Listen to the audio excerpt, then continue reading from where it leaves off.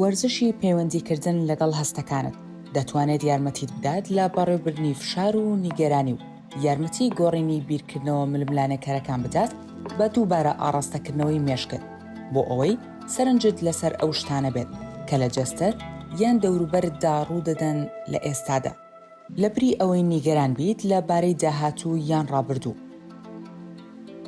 با ڕاهێنان بکەین.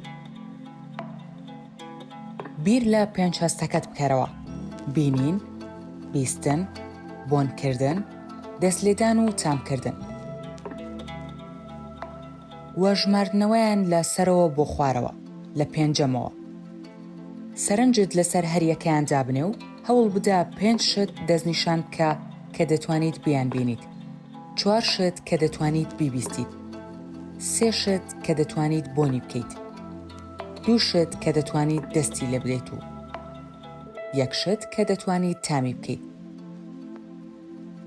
پێویست ناکات بجوڵیت یان شتگەلێکی تایبەت بدۆزیتەوە بۆ دەستلێدان و تامکردن. ڕاهێنانەکە تەنها پەیوەندی بە دووبارە تەرکیزکردنەوەی مێشکتەوەیە. بە ئاسوودەیی دابنیشە و سەیری دەوروبەرت بکە. ناوی 5 شت بنووسە کە دەیبینیت.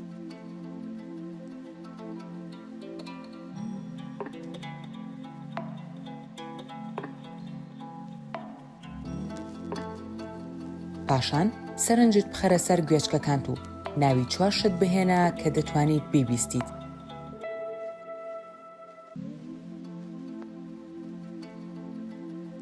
ئێستا سەرنجت لەسەر لوتت بێت.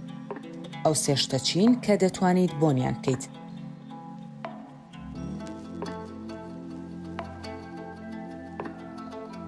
دەست لە 2 شت بدە و سەرنج بدە کە چۆنین.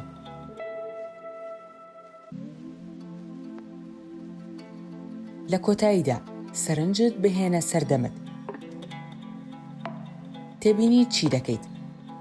تامی چیت هەیە؟